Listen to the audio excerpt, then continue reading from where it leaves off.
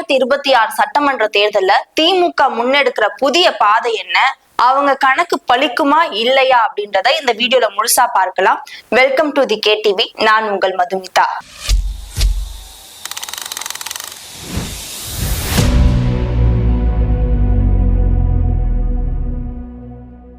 (2026) சட்டமன்ற தேர்தல் களம் ரொம்பவே சூடு பிடிக்க ஆரம்பிச்சிருக்கு அப்படின்னு தான் சொல்லணும். ஏன்னா ஆட்சியை தக்க வைக்கணும்னு திமுகவும், எப்படியாவது ஆட்சியை பிடிக்கணும்னு அதிமுகவும், ரெண்டு கட்சிகளும் முட்டி மோதி வேலை பார்த்துட்டு வராங்க. இதுல ஒரு படி முன்ன போய் திமுக களத்துல இறங்கி வேலை பார்க்க ஆரம்பிச்சிருக்காங்க. அந்த கட்சியுடைய அமைச்சர்கள் முதல் கட்சி நிர்வாகிகள் வரைக்கும் எல்லாருமே களத்துல இறங்கியிருக்காங்க. அப்படி அவங்க என்ன பண்ணிட்டு இருக்காங்க அப்படின்னா, கொஞ்ச நாளைக்கு முன்னாடிதான் உடன்பிறப்பே வா அப்படின்ற ஒரு தலைப்புல முதல்வரே கட்சி நிர்வாகிகள் எல்லாருக்கும் ஆலோசனை கொடுத்திருக்காரு. கடந்த தேர்தல் அப்ப எந்தெந்த தொகுதிகள் எல்லாம் வாக்கு குறைஞ்சது, அதோட காரணம் என்ன, அதை எப்படிலாம் சரி செய்யணும் அப்படின்ற பல ஆலோசனைகள் அந்த கூட்டத்துல அவர் வழங்கியிருக்காரா.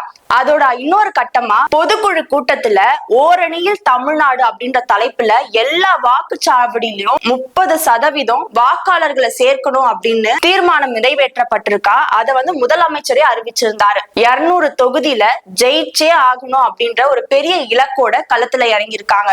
அவரே ஜூலை 1ஆம் தேதி ஒவ்வொரு வீட்டுக்கும் போயிட்டு இந்த 4.5 ஆண்டு காலம் என்னென்ன திமுக சாதனை பண்ணிருக்கு அப்படின்னு அவரே முதல்வர் அவர்களே எல்லார் வீட்டுக்கும் போய் சொல்லியிருக்காரா. அது மட்டும் இல்லாம ஒரு 3 கேள்விகளை முன் வச்சு, நீங்க இந்த கட்சியில சேர்றீங்களா, சேர்ந்துக்கோங்க அப்படின்னு எல்லா வீட்டு மக்களையும் வாங்க வாங்கன்னு கட்சியில சேர்த்துட்டு வராங்க. அவரை தொடர்ந்து உதயநிதி ஸ்டாலின் அவர்கள், கனிமொழி அவர்கள்னு திமுக இருக்கிற எல்லா அமைச்சர்களும் கட்சி நிர்வாகிகளும் இந்த வேலையை பண்ணிட்டு வராங்களா. என்னன்னா எல்லா தொகுதியிலையும் திமுக ஆள் சேர்க்கிற பணிகளை கட்சி நிர்வாகிகள் செஞ்சுட்டு வந்துட்டு இருக்காங்க. இத மு.க. ஸ்டாலின் அவர்கள் மேல் பார்வையிட்டு வராரு. அவருடைய தலைமையில தான் இந்த ஒரு செயல்பாடுகள் நடந்துட்டு இருக்கு அப்படின்னு பேசப்படுது. முதல்வர் அவர்கள் என்ன வீட்டு வீடா போய் கேட்டாருன்னா, இந்த 4.5 ஆண்டு காலம் உங்களுக்கு கரெக்டா மகளிர் உதவித்தொகை வருதா, மகளிர் விடியல் பயணம் எல்லாம் பிடிச்சிருக்கா, இந்த ஆட்சி உங்களுக்கு பிடிச்சிருக்கா அப்படின்னு அவரே கேட்டாரா. அப்புறம் அந்த 3 கேள்விகள் என்னன்னா, மனம், மானம், மொழி காக்கணுமா, நீட் உள்ளிட்ட தேர்வுகள்ல இருந்து மாணவர்கள் விடுவிக்கப்படணுமா, டெல்லியோடைய அதிகாரத்துல தமிழ்நாட்டுல முதல்வர் வேணுமா வேணாமா அப்படின்னு ஒரு 3 கேள்விகளை முன் வச்சு பிரச்சாரத்தை பண்ணிட்டு வராங்களாம். இந்த பரப்புரையை செய்யறப்ப திமுக அமைப்பு செயலாளர் RS பாரதி என்ன சொல்றாருன்னா, எனக்கு மக்களை எல்லாம் பார்க்கும்போது ரொம்ப உற்சாகமா இருக்கு. தாய்மார்கள் எல்லாம் அவங்களே முன் உறுப்பினர் சேர்க்கையில கையெழுத்திடுறாங்க. இதெல்லாம் பார்க்கும் போது கண்டிப்பா 2026 தேர்தல்ல திமுக தான் ஜெயிக்கும். முதல்வர் ஸ்டாலின் ஐயா தலைமையில 2வது முறையாக தமிழ்நாட்டுல ஆட்சியை பிடிப்போம் அப்படின்னு சொல்லியிருக்காங்க. 7வது முறையா திமுக ஆட்சிக்கு வரும் தமிழ்நாட்டுலன்றத உறுதியா சொல்லியிருக்காரு RS பாரதி அவர்கள். இதே மாதிரிதான் தமிழ்நாட்டுல இருக்கிற எல்லா அமைச்சர்களும் கட்சி நிர்வாகிகளும் வீடு வீடா போயிட்டு சாதனைகளை எல்லாம் பரப்புரை செஞ்சுட்டு வராங்க. இதனால கண்டிப்பா திமுகல 30% மேல ஆட்களை சேர்க்கப்படும்னு உறுதியா சொல்லிட்டு இருக்காங்களாம் கட்சி நிர்வாகிகள். ஓரணியில் தமிழ்நாடு அப்படின்றதுக்கு துரைமுருகன் அவர்கள் என்ன விளக்கம் கொடுக்கிறாருன்னா, சடுகுடு போட்டியில எல்லாம் 2 அணி இருப்பாங்கல்ல, அந்த 2 அணியிலயும் ஒரு 12 பேர் இருப்பாங்க. அப்படி இருக்கிறவங்களையும் நம்ம அணின்னு தானே சொல்றோம். அந்த அணியில பல ஜாதிக்காரங்க இருப்பாங்க, பல மதத்தை சேர்ந்தவங்க இருப்பாங்க, பல ஊர்க்காரங்க இருப்பாங்க. அப்படி இருந்தும் அவங்க எல்லாரும் ஒரே அணி தானே.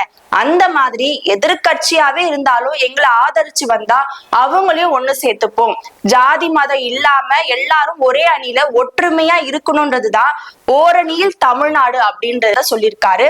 இது ஓரணியில் தமிழ்நாடுனா ஒற்றுமையை கடைபிடிக்கிறது தான் இந்த ஒரு பெயருக்கான விளக்கம் அப்படின்னு அவர் சொல்லியிருக்காரு. இன்னொன்னு என்ன சொல்றாருன்னா, எதிர்கட்சிகளை சேர்ந்தவங்க வீட்டுல எல்லாம் கூட நீங்க போய் ஆள் சேர்க்கணும்னு மேலிடத்துல இருந்து உத்தரவு வந்திருக்குன்னு சொல்லியிருக்காங்க. இன்றைக்கு முதல்வர் ஸ்டாலின் அவர்கள் வெறுமையா நேர்ல மட்டும் போய் கண்காணிக்காம வீடியோ கால் மூலமா கூட கண்காணிக்கிறாரு கட்சி நிர்வாகிகளை. ஒழுங்கா போய் தொகுதி வாரியா நீங்க மக்களை சந்திக்கிறீங்களா அப்படின்னு கேக்குறாரு. அதுக்கு ஒரு நிர்வாகி, ஆமா சார், நான் காலையிலே போய் பார்த்துட்டேன், 2 தொகுதியை முடிச்சுட்டேன்னொன்னே, ஏங்க இவ்வளவு ஸ்பீடா போறீங்க, கொஞ்சம் ஸ்லோவா போங்க, காஃபி தண்ணி எல்லாம் குடுக்குறாங்களான்னு ரொம்ப அன்பா வேற விசாரிச்சிருக்காரு.